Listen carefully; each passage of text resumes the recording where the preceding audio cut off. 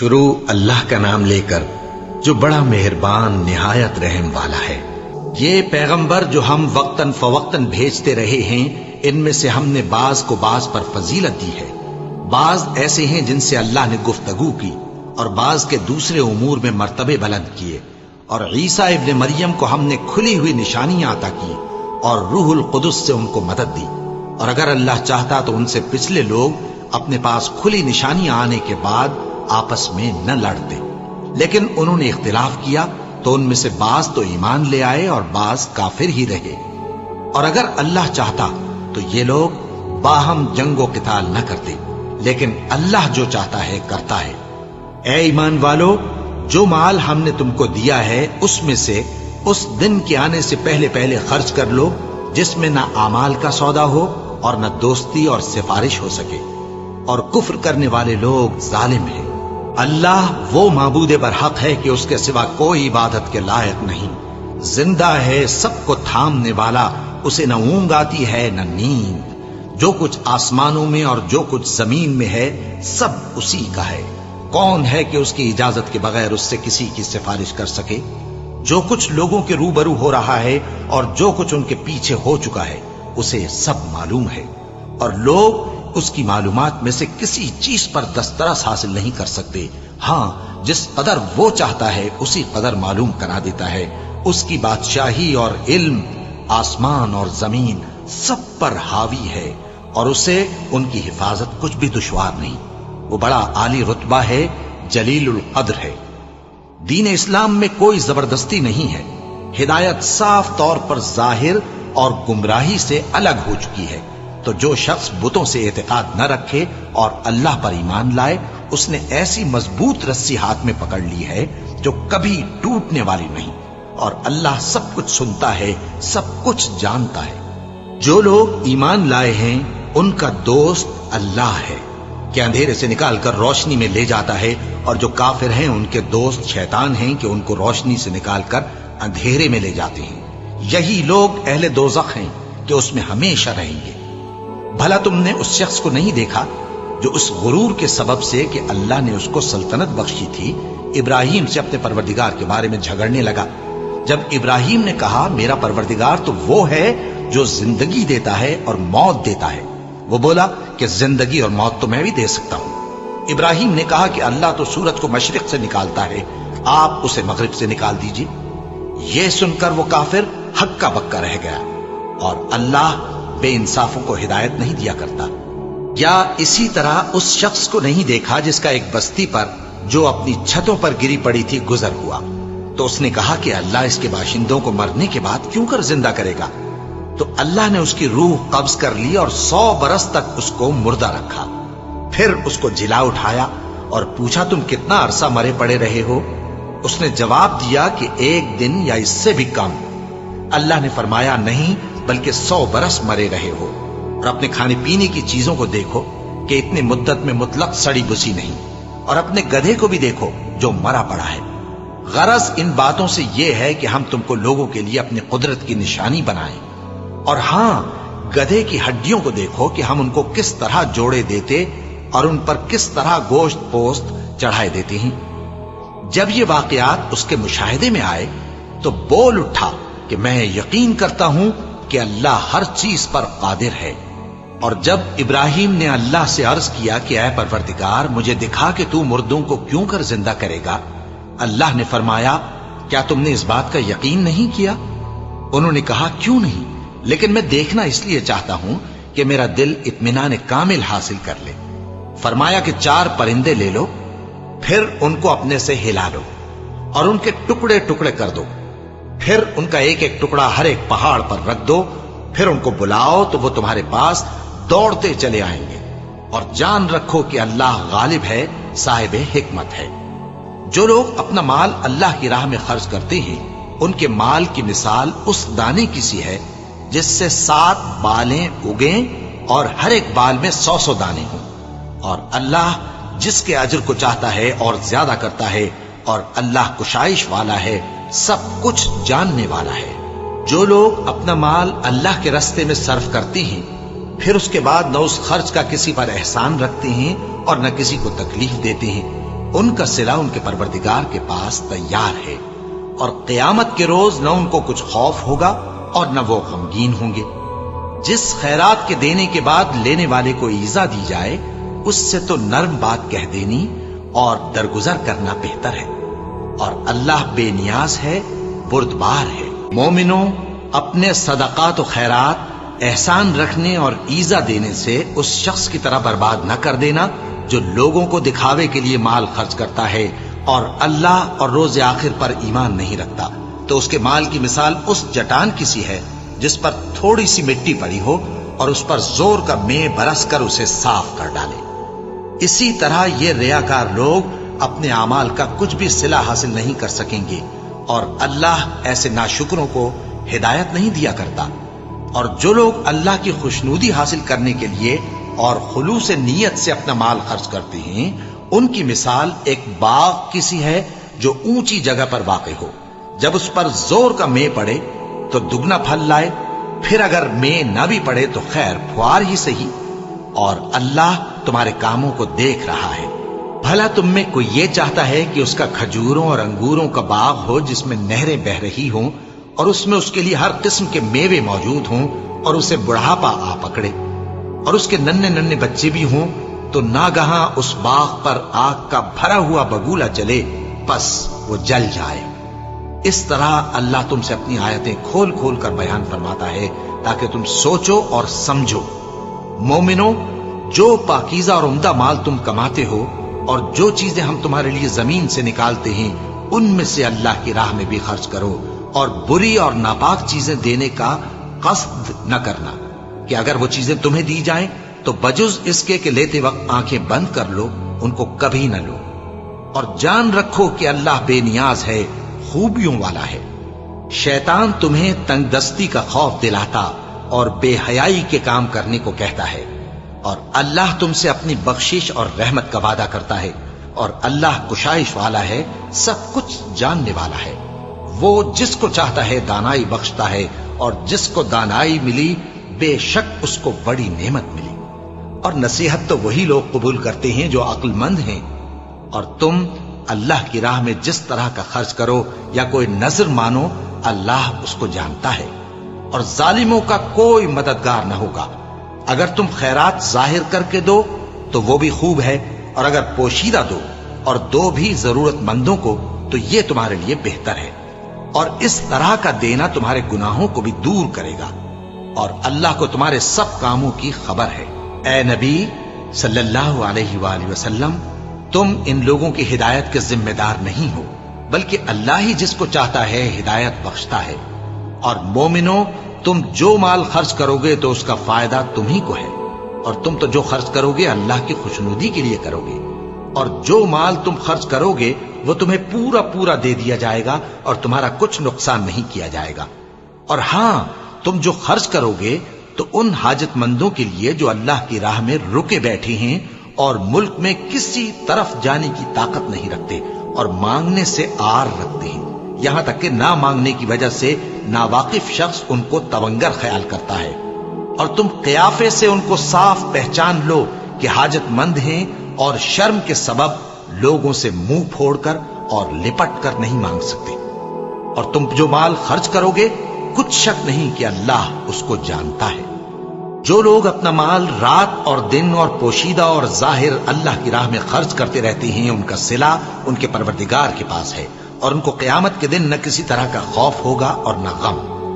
جو لوگ سود کھاتے ہیں وہ قبروں سے اس طرح حواس باختہ اٹھیں گے جیسے کسی کو جن نے لپٹ کر دیوانہ بنا دیا ہو، یہ اس لیے کہ وہ کہتے ہیں کہ سودا بیچنا بھی تو نفع کے لحاظ سے ویسا ہی ہے جیسے سود لینا، حالانکہ سودے کو اللہ نے حلال کیا ہے اور سود کو حرام۔ تو جس شخص کے پاس اللہ کی نصیحت پہنچی اور وہ سود لینے سے باز آ گیا تو جو پہلے ہو چکا وہ اس کا، اور قیامت میں اس کا معاملہ اللہ کے سپرد۔ اور جو پھر لینے لگا تو ایسے لوگ دوزخی ہیں کہ ہمیشہ دوزخ میں جلتے رہیں گے۔ اللہ سود کو نابود یعنی بے برکت کرتا اور خیرات کی برکت کو بڑھاتا ہے، اور اللہ کسی ناشکر گناہگار کو دوست نہیں رکھتا۔ جو لوگ ایمان لائے اور نیک عمل کرتے اور نماز پڑھتے اور زکات دیتے رہے، ان کو ان کے کاموں کا صلہ اللہ کے ہاں ملے گا، اور قیامت کے دن ان کو نہ کچھ خوف ہوگا اور نہ وہ غمناک ہوں گے۔ مومنو، اللہ سے ڈرو، اور اگر ایمان رکھتے ہو تو جتنا سود باقی رہ گیا ہے اس کو چھوڑ دو۔ پھر اگر ایسا نہ کرو گے تو تم اللہ اور اس کے رسول کی طرف سے اعلان جنگ سن لو، اور اگر توبہ کر لو گے اور سود چھوڑ دو گے تو تم کو اپنی اصل رقم لینے کا حق ہے، جس میں نہ اوروں کا نقصان اور نہ تمہارا نقصان۔ اور اگر قرض لینے والا تنگ دست ہو تو اسے کشائش کے حاصل ہونے تک مہلت دو، اور اگر زر قرض بخش دو تو وہ تمہارے لیے زیادہ اچھا ہے، بشرطے کہ سمجھو۔ اور اس دن سے ڈرو جبکہ تم اللہ کے حضور میں لوٹ کر جاؤ گے، اور ہر شخص اپنے اعمال کا پورا پورا بدلہ پائے گا اور کسی کو کچھ نقصان نہ ہوگا۔ مومنو، جب تم آپس میں کسی میعاد معین کے لیے قرض کا معاملہ کرنے لگو تو اس کو لکھ لیا کرو، اور لکھنے والا تم میں کسی کا نقصان نہ کرے بلکہ انصاف سے لکھے۔ نیز لکھنے والا جیسا اللہ نے اسے سکھایا ہے لکھنے سے انکار بھی نہ کرے اور دستاویز لکھ دے، اور جو شخص قرض لے وہی دستاویز کا مضمون بول کر لکھوائے، اور اللہ سے کہ اس کا مالک ہے خوف کرے، اور زر قرض میں سے کچھ کم نہ لکھوائے۔ اور اگر قرض لینے والا کم عقل یا ضعیف ہو یا مضمون لکھوانے کی قابلیت نہ رکھتا ہو تو جو اس کا ولی ہو وہ انصاف کے ساتھ مضمون لکھوائے، اور اپنے میں سے 2 مردوں کو ایسے معاملے کے گواہ کر لیا کرو، اور اگر 2 مرد نہ ہوں تو 1 مرد اور 2 عورتیں جن کو تم گواہ پسند کرو کافی ہیں، کہ اگر ان میں سے ایک بھول جائے گی تو دوسری اسے یاد دلا دے گی۔ اور جب گواہ گواہی کے لیے طلب کیے جائیں تو انکار نہ کریں۔ اور قرض تھوڑا ہو یا بہت اس کی دستاویز کے لکھنے لکھانے میں سستی نہ کرنا، یہ بات اللہ کے نزدیک نہایت قرین انصاف ہے، اور شہادت کے لیے بھی یہ بہت درست طریقہ ہے۔ اس سے تم کو کسی طرح کا شک و شبہ بھی نہیں پڑے گا۔ ہاں، اگر سودا دست بدست ہو جو تم آپس میں لیتے دیتے ہو تو اگر ایسے معاملے کے دستاویز نہ لکھو تو تم پر کچھ گناہ نہیں۔ اور جب خرید و فروخت کیا کرو، مثلا زمین جائیداد کی، تو بھی گواہ کر لیا کرو، اور کاتب دستاویز اور گواہ معاملہ کرنے والوں کا کسی طرح کا نقصان نہ کریں۔ اگر تم لوگ ایسا کرو تو یہ تمہارے لیے گناہ کی بات ہے، اور اللہ سے ڈرو اور دیکھو کہ وہ تم کو کیسی مفید باتیں سکھاتا ہے، اور اللہ ہر چیز سے واقف ہے۔ اور اگر تم سفر پر ہو اور دستاویز لکھنے والا نہ مل سکے تو کوئی چیز رہن با قبضہ رکھ کر قرض لے لو، اور اگر تم میں سے کوئی دوسرے کو امین سمجھے یعنی رہن کے بغیر قرض دے دے تو امانت دار کو چاہیے کہ صاحب امانت کی امانت ادا کر دے، اور اللہ سے جو اس کا پروردگار ہے ڈرے، اور دیکھنا شہادت کو مت چھپانا، جو اس کو چھپائے گا وہ دل کا گناہگار ہوگا۔ اور اللہ تمہارے سب کاموں سے واقف ہے، جو کچھ آسمانوں میں اور جو کچھ زمین میں ہے سب اللہ ہی کا ہے۔ تم اپنے دلوں کی بات کو ظاہر کرو گے تو اور چھپاؤ گے تو اللہ تم سے اس کا حساب لے گا، پھر وہ جسے چاہے مغفرت کرے اور جسے چاہے عذاب دے، اور اللہ ہر چیز پر قادر ہے۔ رسول اللہ صلی اللہ علیہ وآلہ وسلم اس کتاب پر جو ان کے پروردگار کی طرف سے ان پر نازل ہوئی ایمان رکھتے ہیں، اور مومن بھی سب اللہ پر اور اس کے فرشتوں پر اور اس کی کتابوں پر اور اس کے پیغمبروں پر ایمان رکھتے ہیں، اور کہتے ہیں کہ ہم اس کے پیغمبروں سے کسی میں کچھ فرق نہیں کرتے، اور وہ اللہ سے عرض کرتے ہیں کہ ہم نے تیرا حکم سنا اور قبول کیا۔ اے پروردگار، ہم تیری بخشش مانگتے ہیں اور تیری ہی طرف لوٹ کر جانا ہے۔ اللہ کسی شخص کو اس کی طاقت سے زیادہ کا ذمہ دار نہیں بناتا۔ اچھے کام کرے گا تو اس کو ان کا فائدہ ملے گا، برے کرے گا تو اسے ان کا نقصان پہنچے گا۔ اے پروردگار، اگر ہم سے بھول یا چوک ہو گئی ہو تو ہم سے مواخذہ نہ کیجو۔ اے پروردگار، ہم پر ایسا بوجھ نہ ڈالیو جیسا تو نے ہم سے پہلے لوگوں پر ڈالا تھا۔ اے پروردگار، جتنا بوجھ اٹھانے کی ہم میں طاقت نہیں اتنا بوجھ ہم پر نہ رکھیو، اور اے پروردگار، ہمارے گناہوں سے درگزر کر اور ہمیں بخش دے اور ہم پر رحم فرما۔ تو ہی ہمارا مددگار ہے، سو ہم کو کافروں پر غالب کر۔ شروع اللہ کا نام لے کر جو بڑا مہربان نہایت رحم والا ہے۔ الف لام میم۔ اللہ جو معبود برحق ہے اس کے سوا کوئی عبادت کے لائق نہیں، زندہ ہے سب کو تھامنے والا۔ اس نے اے نبی تم پر سچی کتاب نازل کی جو پہلی آسمانی کتابوں کی تصدیق کرتی ہے، اور اسی نے تورات اور انجیل نازل کی تھی۔ یہ دو کتابیں اس نے پہلے نازل کی تھیں لوگوں کی ہدایت کے لیے، اور پھر قرآن جو حق اور باطل کو الگ الگ کر دینے والا ہے نازل کیا۔ جو لوگ اللہ کی آیتوں کا انکار کرتے ہیں ان کو سخت عذاب ہوگا، اور اللہ زبردست ہے، بدلہ لینے والا ہے۔ اللہ ایسا خبیر و بصیر ہے کہ کوئی چیز اس سے پوشیدہ نہیں، نہ زمین میں اور نہ آسمان میں۔ وہی تو ہے جو ماں کے پیٹ میں جیسی چاہتا ہے تمہاری صورتیں بناتا ہے، اس غالب حکمت والے کے سوا کوئی عبادت کے لائق نہیں۔ اے پیغمبر، وہی تو ہے جس نے تم پر یہ کتاب نازل کی جس کی بعض آیتیں محکم ہیں اور وہی اصل کتاب ہیں، اور بعض دوسری متشابہ ہیں۔ تو جن لوگوں کے دلوں میں کجی ہے وہ متشابہات کا اتباع کرتے ہیں تاکہ فتنہ برپا کریں اور مراد اصلی کا پتہ لگائیں، حالانکہ مراد اصلی اللہ کے سوا کوئی نہیں جانتا۔ اور جو لوگ علم میں گہری نظر رکھتے ہیں وہ یہ کہتے ہیں کہ ہم ان پر ایمان لائے، یہ سب آیات ہمارے پروردگار کی طرف سے ہیں، اور نصیحت تو عقل مند ہی قبول کرتے ہیں۔ اے پروردگار، جب تو نے ہمیں ہدایت بخشی ہے تو اس کے بعد ہمارے دلوں میں کجی نہ پیدا کر دیجو، اور ہمیں اپنے ہاتھ سے رحمت عطا فرما، تو بڑا عطا فرمانے والا ہے۔ اے پروردگار، تو اس روز جس کے آنے میں کچھ بھی شک نہیں سب لوگوں کو اپنے حضور میں جمع کر لے گا، بے شک اللہ خلاف وعدہ نہیں کرتا۔ جو لوگ کافر ہوئے اس دن نہ تو ان کا مال ہی اللہ کے عذاب سے ان کو بچا سکے گا اور نہ ان کی اولاد ہی کچھ کام آئے گی، اور یہ لوگ آتش جہنم کا ایندھن ہوں گے۔ ان کا حال بھی فرعونیوں اور ان سے پہلے لوگوں کا سا ہوگا جنہوں نے ہماری آیتوں کی تکذیب کی تھی، تو اللہ نے ان کو ان کے گناہوں کے سبب عذاب میں پکڑ لیا تھا، اور اللہ سخت عذاب کرنے والا ہے۔ اے پیغمبر، کافروں سے کہہ دو کہ تم دنیا میں بھی عنقریب مغلوب ہو جاؤ گے اور آخرت میں جہنم کی طرف اکٹھا کیے جاؤ گے، اور وہ بری جگہ ہے۔ تمہارے لیے دو گروہوں میں جو جنگ بدر کے دن آپس میں بھڑ گئے قدرت الہی کی عظیم الشان نشانی تھی۔ ایک گروہ مسلمانوں کا تھا، وہ اللہ کی راہ میں لڑ رہا تھا، اور دوسرا گروہ کافروں کا تھا، وہ ان کو اپنی آنکھوں سے اپنے سے دگنا مشاہدہ کر رہا تھا۔ اور اللہ اپنی نصرت سے جس کو چاہتا ہے مدد دیتا ہے۔ جو اہل بصارت ہیں ان کے لیے اس واقعے میں بڑی عبرت ہے۔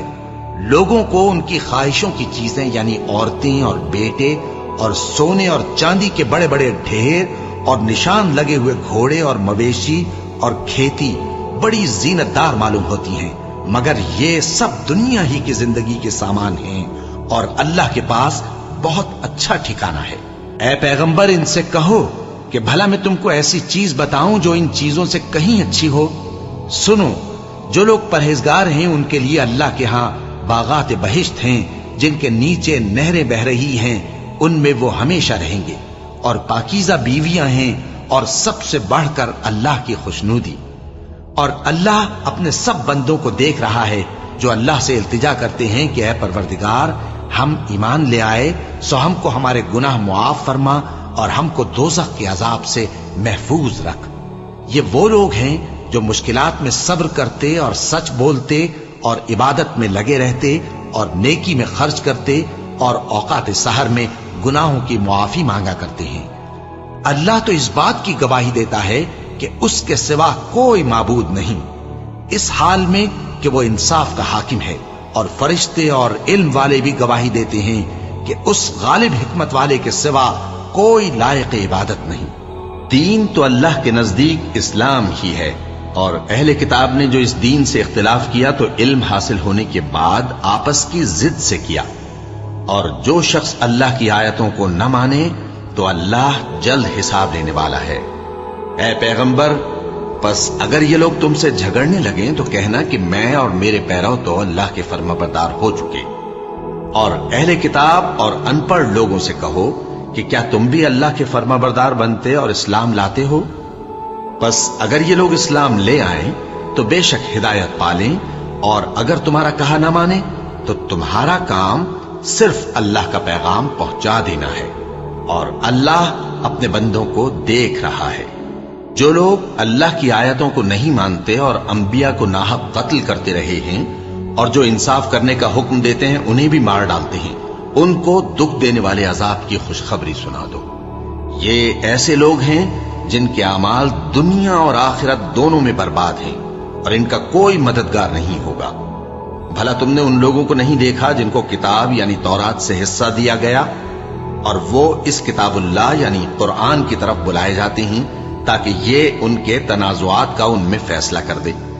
تو ایک فریق ان میں سے پھر جاتا ہے اور منہ پھیر لیتا ہے، یہ اس لیے کہ یہ اس بات کے قائل ہیں کہ دوزخ کی آگ ہمیں چند روز کے سوا چھو ہی نہیں سکے گی، اور جو کچھ یہ دین کے بارے میں بہتان باندھتے رہے ہیں اس نے ان کو دھوکے میں ڈال رکھا ہے۔ تو اس وقت کیا حال ہوگا جب ہم ان کو جمع کریں گے، یعنی اس روز جس کے آنے میں کچھ بھی شک نہیں، اور ہر نفس اپنے اعمال کا پورا پورا بدلہ پائے گا اور ان پر ظلم نہیں کیا جائے گا۔ کہو کہ اے اللہ، اے بادشاہی کے مالک، تو جس کو چاہے بادشاہی بخشے اور جس سے چاہے بادشاہی چھین لے، اور جس کو چاہے عزت دے اور جسے چاہے ذلیل کرے۔ ہر طرح کی بھلائی تیرے ہی ہاتھ ہے اور بے شک تو ہر چیز پر قادر ہے۔ تو ہی رات کو دن میں داخل کرتا اور تو ہی دن کو رات میں داخل کرتا ہے، تو ہی بے جان سے جاندار پیدا کرتا ہے اور تو ہی جاندار سے بے جان پیدا کرتا ہے، اور تو ہی جس کو چاہتا ہے بے حساب رزق بخشتا ہے۔ مومنوں کو چاہیے کہ مومنوں کے سوا کافروں کو دوست نہ بنائیں، اور جو ایسا کرے گا اس سے اللہ کا کچھ عہد نہیں۔ ہاں، اگر اس طریق سے تم ان کے شر سے بچاؤ کی صورت پیدا کرو تو مذائقہ نہیں۔ اور اللہ تم کو اپنے غضب سے ڈراتا ہے اور اللہ ہی کی طرف تم کو لوٹ کر جانا ہے۔ اے پیغمبر، لوگوں سے کہہ دو کہ کوئی بات تم اپنے دلوں میں مخفی رکھو یا اسے ظاہر کرو، اللہ اس کو جانتا ہے، اور جو کچھ آسمانوں میں اور جو کچھ زمین میں ہے اس کو سب کی خبر ہے، اور وہ ہر چیز پر قادر ہے۔ جس دن ہر شخص اپنی کی ہوئی نیکی کو موجود پا لے گا اور اپنی برائی کو بھی دیکھ لے گا تو آرزو کرے گا کہ اے کاش اس میں اور اس برائی میں دور کی مسافت ہو جاتی۔ اور اللہ تم کو اپنے غضب سے ڈراتا ہے اور اللہ اپنے بندوں پر نہایت مہربان ہے۔ اے پیغمبر، لوگوں سے کہہ دو کہ اگر تم اللہ کو دوست رکھتے ہو تو میری پیروی کرو، اللہ بھی تمہیں دوست رکھے گا اور تمہارے گناہ معاف کر دے گا، اور اللہ بخشنے والا ہے، مہربان ہے۔ کہہ دو کہ اللہ اور اس کے رسول کا حکم مانو، بس اگر وہ نہ مانے تو اللہ بھی کافروں کو دوست نہیں رکھتا۔ اللہ نے آدم اور نوح اور خاندان ابراہیم اور خاندان عمران کو تمام جہان کے لوگوں میں سے منتخب فرمایا تھا، ان میں سے بعض کی اولاد تھے، اور اللہ سننے والا ہے، جاننے والا ہے۔ وہ وقت یاد کرنے کے لائق ہے جب عمران کی بیوی نے کہا کہ اے پروردگار، جو بچہ میرے پیٹ میں ہے میں اس کو تیری نظر کرتی ہوں، اسے دنیا کے کاموں سے آزاد رکھوں گی، تو اسے میری طرف سے قبول فرما، تو سننے والا ہے، جاننے والا ہے۔ پھر جب ان کے ہاں بچہ پیدا ہوا تو کہنے لگی کہ پروردگار، میرے تو لڑکی ہوئی ہے، جبکہ اللہ خوب جانتا تھا جو ان کے ہاں ولادت ہوئی تھی، اور نہ ہوتا لڑکا مانند اس لڑکی کے۔ اور کہنے لگی میں نے اس کا نام مریم رکھا ہے، اور میں اس کو اور اس کی اولاد کو شیطان مردود سے تیری پناہ میں دیتی ہوں۔ تو اس کے پروردگار نے اس کو پسندیدگی کے ساتھ قبول فرمایا اور اسے اچھی طرح پرورش کیا، اور زکریا کو اس کا کفیل بنایا۔ زکریا جب کبھی عبادت گاہ میں اس کے پاس جاتے تو اس کے پاس کھانا پاتے۔ یہ کیفیت دیکھ کر ایک دن مریم سے پوچھنے لگے کہ مریم، یہ کھانا تمہارے پاس کہاں سے آتا ہے؟ وہ بولی کہ اللہ کے ہاں سے آتا ہے، بے شک اللہ جسے چاہتا ہے بے حساب رزق دیتا ہے۔ اس وقت زکریا نے اپنے پروردگار کو پکارا، عرض کی کہ پروردگار، مجھے اپنی طرف سے اولاد صالح عطا فرما، تو بے شک دعا سننے والا ہے۔ چنانچہ وہ ابھی عبادت گاہ میں کھڑے نماز ہی پڑھ رہے تھے کہ فرشتوں نے آواز دی کہ زکریا، اللہ تمہیں یحییٰ کی بشارت دیتا ہے، جو کلمۃ اللہ یعنی عیسیٰ کی تصدیق کریں گے اور سردار ہوں گے اور عورتوں سے رغبت نہ رکھنے والے اور ایک پیغمبر یعنی نیکوکاروں میں ہوں گے۔ زکریا نے کہا، اے پروردگار، میرے ہاں لڑکا کیوں کر پیدا ہوگا کہ میں تو بڈھا ہو گیا ہوں اور میری بیوی بانجھ ہے؟ فرمایا، اسی طرح اللہ جو چاہتا ہے کرتا ہے۔ زکریا نے کہا کہ پروردگار، میرے لیے کوئی نشانی مقرر فرما دے۔ فرمایا، تمہاری نشانی یہ ہے کہ تم لوگوں سے 3 دن اشارے کے سوا بات نہ کر سکو گے۔ تو ان دنوں میں اپنے پروردگار کی کثرت سے یاد اور صبح و شام اس کی تسبیح کرنا۔ اور جب فرشتوں نے مریم سے کہا کہ مریم، اللہ نے تم کو برگزیدہ کیا ہے اور تمہیں پاک بنایا ہے اور دنیا جہان کی عورتوں میں سے تم کو منتخب کیا ہے، اے مریم اپنے پروردگار کی فرما برداری کرنا اور سجدہ کرنا اور رکوع کرنے والوں کے ساتھ رکوع کرنا۔ اے نبی، یہ باتیں اخبار غیب میں سے ہیں جو ہم تمہارے پاس بھیجتے ہیں۔ اور جب وہ لوگ اپنے قلم بطور قرعہ ڈال رہے تھے کہ مریم کا کفیل کون بنے، تو تم ان کے پاس نہیں تھے، اور نہ اس وقت ہی ان کے پاس تھے جب وہ آپس میں جھگڑ رہے تھے۔ وہ وقت بھی یاد کرنے کے لائق ہے جب فرشتوں نے مریم سے کہا کہ مریم، اللہ تم کو اپنی طرف سے ایک کلمے کی بشارت دیتا ہے جس کا نام مسیح اور مشہور عیسیٰ ابن مریم ہوگا، اور جو دنیا اور آخرت میں آبرو مند اور مقربین میں سے ہوگا، اور ماں کی گود میں اور بڑی عمر کا ہو کر دونوں حالتوں میں لوگوں سے یکساں گفتگو کرے گا اور نیکوکاروں میں ہوگا۔ مریم نے کہا کہ پروردگار، میرے ہاں بچہ کیوں کر ہوگا کہ کسی انسان نے مجھے ہاتھ تک تو لگایا نہیں۔ فرمایا کہ اللہ اسی طرح جو چاہتا ہے پیدا کرتا ہے، جب وہ کوئی کام کرنا چاہتا ہے تو ارشاد فرما دیتا ہے کہ ہو جا، تو وہ ہو جاتا ہے۔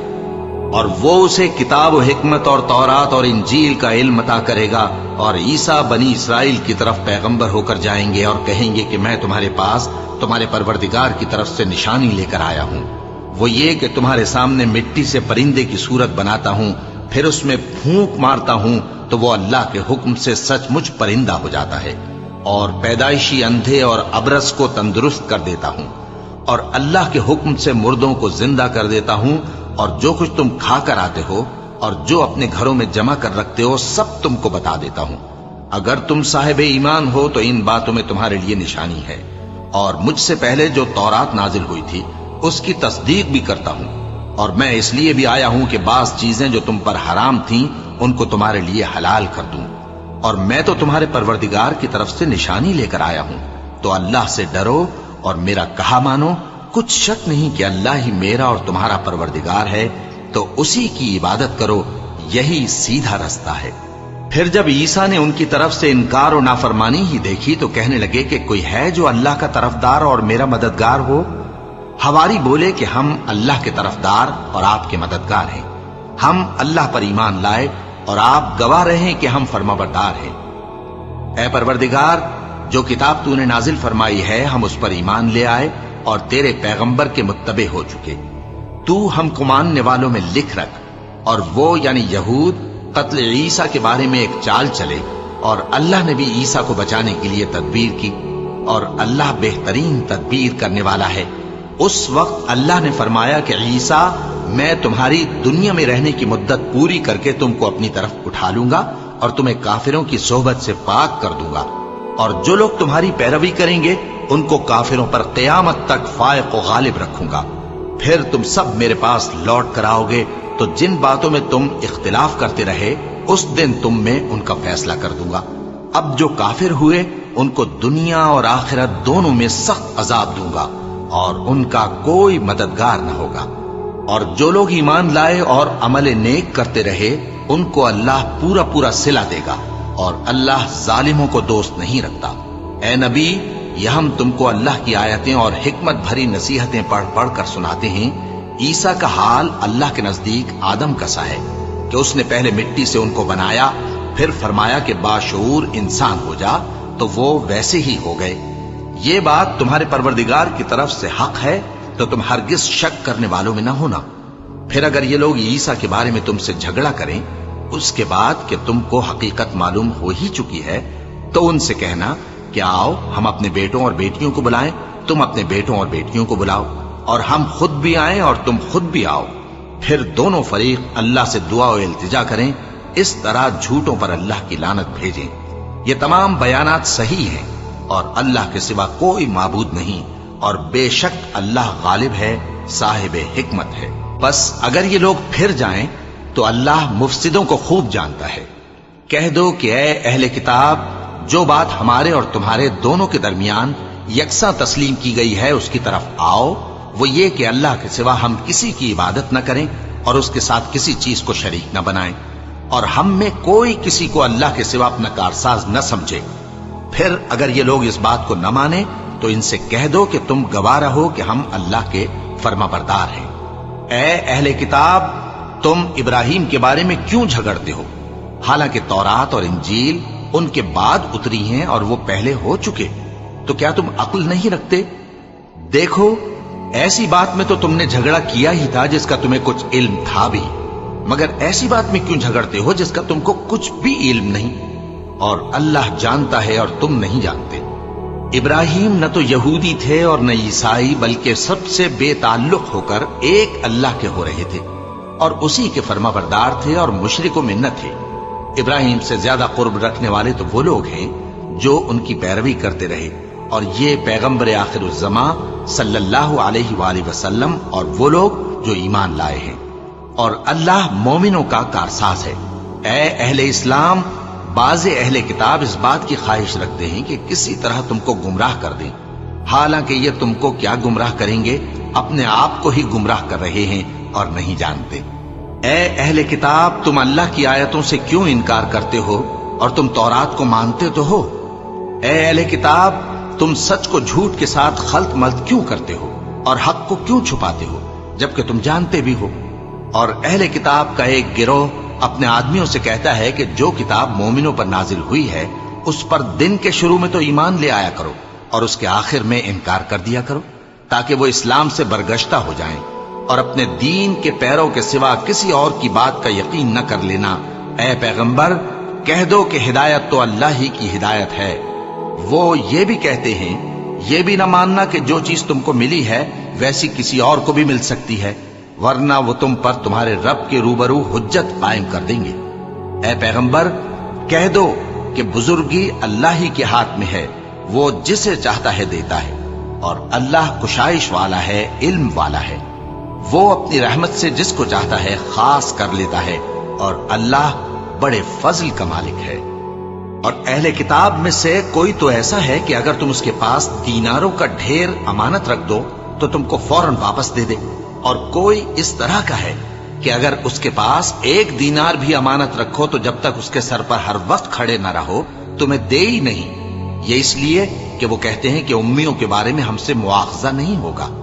یہ اللہ پر محض جھوٹ بولتے ہیں اور اس بات کو جانتے بھی ہیں۔ ہاں، کیوں نہیں؟ جو شخص اپنے اقرار کو پورا کرے اور پرہیزگار بنا رہے تو اللہ بھی پرہیزگاروں کو دوست رکھتا ہے۔ جو لوگ اللہ کے اقراروں اور اپنی قسموں کو بیچ ڈالتے ہیں اور ان کے عوض تھوڑی سی قیمت حاصل کرتے ہیں، ان کا آخرت میں کچھ حصہ نہیں۔ ان سے اللہ نہ تو کلام کرے گا اور نہ قیامت کے روز ان کی طرف دیکھے گا، اور نہ ان کو پاک کرے گا، اور ان کو دکھ دینے والا عذاب ہوگا۔ اور ان اہل کتاب میں بعض ایسے ہیں کہ کتاب یعنی تورات کو زبان مروڑ مروڑ کر پڑھتے ہیں تاکہ تم سمجھو کہ جو کچھ وہ پڑھتے ہیں کتاب میں سے ہے، حالانکہ وہ کتاب میں سے نہیں ہوتا، اور کہتے ہیں کہ وہ اللہ کی طرف سے نازل ہوا ہے، حالانکہ وہ اللہ کی طرف سے نہیں ہوتا، اور اللہ پر جھوٹ بولتے ہیں اور یہ بات جانتے بھی ہیں۔